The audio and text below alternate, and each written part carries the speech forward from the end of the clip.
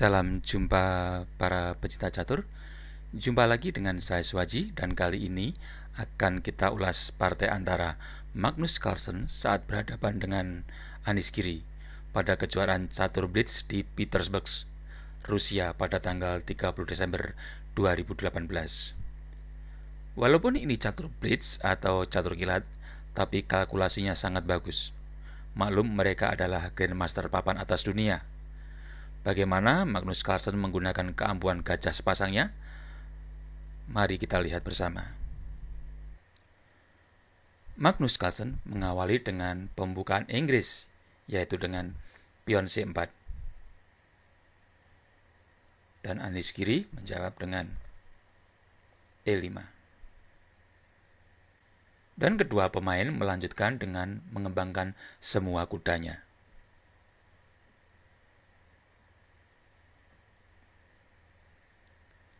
Di sini lanjutan yang paling populer bagi putih adalah pion G3. Pion E3. Pion D4.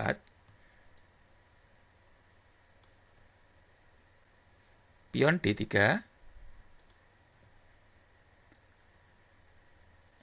Dan ada juga pion E4.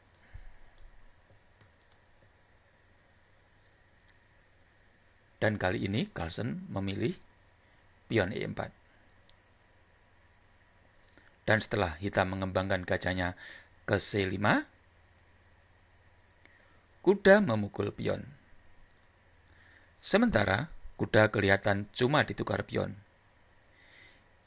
Ide dibalik ini adalah setelah kuda pukul kuda putih, pion D4 menggarpu kuda dan gajah. Jadi putih bisa mendapatkan kembali perwiranya yang hilang. Gajah hitam menghindar ke B4, pion pukul kuda, kuda pukul pion. Menteri ke F3. Menekan pion F7, kuda E4,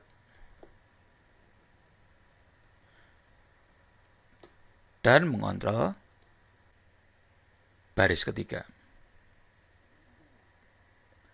Kuda pukul kuda, pion pukul kuda. Dengan adanya ancaman pion C3 terhadap gajah, langkah gajah ke A5, saya kira bagus untuk tetap menjaga tekanan terhadap pion C3 dan juga ben terhadap raja. Namun, pada kesempatan ini, hitam lebih memilih menghindarkan gajahnya ke E7. Coba kita analisa sebentar gajah ke A5.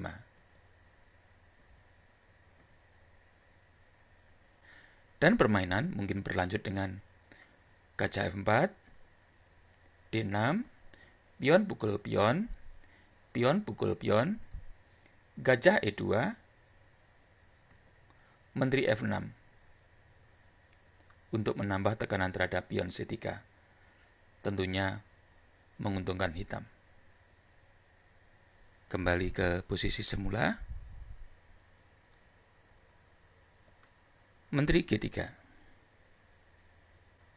Menekan pion G7 yang lemah. Dan memperkuat kedudukan pion E5. Dan hitam memperkuat posisi pion lemah G7 dengan pion G6. Namun, di satu sisi, langkah ini menciptakan diagonal H7 F8 lemah. Dan itu dimanfaatkan putih dengan gajah H6. D6 mencoba menyingkirkan pion E5 yang bagaikan duri dalam tenggorokan. Gajah E2. Setelah hitam mengembangkan gajahnya ke E6, putih melangkah benteng D1, menguasai lajur setengah terbuka dan menanam ancaman terhadap menteri hitam di D8. Menteri D7 memberi kesempatan raja hitam untuk rokade. Pion pukul pion, pion pukul pion, dan putih rokade sayap raja, sementara hitam rokade sayap menteri.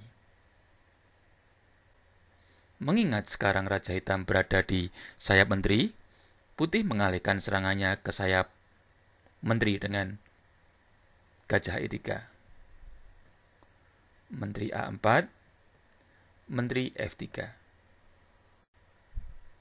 Menekan pion B7. Melihat gempuran putih yang dahsyat, hitam mencoba menukar menterinya dengan menteri C6. Unggul dalam serangan, tentunya putih enggan menukar menteri dan memilih mengamankan menterinya ke F4. B6 untuk memperlemah serangan gajah terhadap pion A7. A4 mencoba mengorbankan pion untuk membuka lajur A. Benteng D7. A5. Sebuah langkah pengorbanan kecil untuk merusak susunan pion hitam. Pion pukul pion. Benteng B1. Menguasai lajur B yang terbuka. Benteng C7. Menteri C5. Bagus juga untuk dicoba, yaitu gajah pukul pion A7. Dan bila benteng pukul gajah, maka menteri D4. Pin benteng A7 dan H8. Kembali ke posisi semula. Pion pukul pion. Gajah F3. Ancaman terhadap menteri sekaligus mendominasi diagonal F3 A8. Menteri D6. Menghindar dari ancaman gajah dan mencoba menukar menteri. Dan di sini putih punya langkah yang kuat, yaitu menteri E4 dengan ancaman benteng beracun ke B8. Dan bila benteng dimakan raja, maka menteri ke A8 skakmat. Melihat diagonal penting A8, E4 sudah dikuasai putih dan lajur B sudah dikuasai penuh oleh benteng putih, serta petak kritis A4 juga dijaga menteri putih. Di sini putih sudah bisa dikatakan menang. Namun dalam partai aslinya, hitam masih melangkah satu langkah benteng D8. Dan sebelum putih melangkah, hitam menyerah. Mengingat benteng B8 skak, dan bila raja pukul benteng, seperti yang saya sampaikan tadi, tentunya menteri A8 skakmat. Kembali, bila raja D7, maka menteri A4 skak. Dan bila benteng C6, gajah bisa pukul benteng, dan mungkin menteri akan pukul gajah, benteng B7 skak. Raja ke C8 atau ke E7, tentu menteri hitam melayang. Dan bila raja ke D6, maka menteri F4 skak, dan terpaksa raja harus ke D5 dan pion C4 skakmat. Demikianlah para pecinta catur, video ulasan partai Magnus Carlsen saat berhadapan dengan Anish Giri pada turnamen World Blitz di Rusia. Seperti biasa, saya berharap tutorial ini bermanfaat bagi Anda semua. Sampai jumpa di video selanjutnya.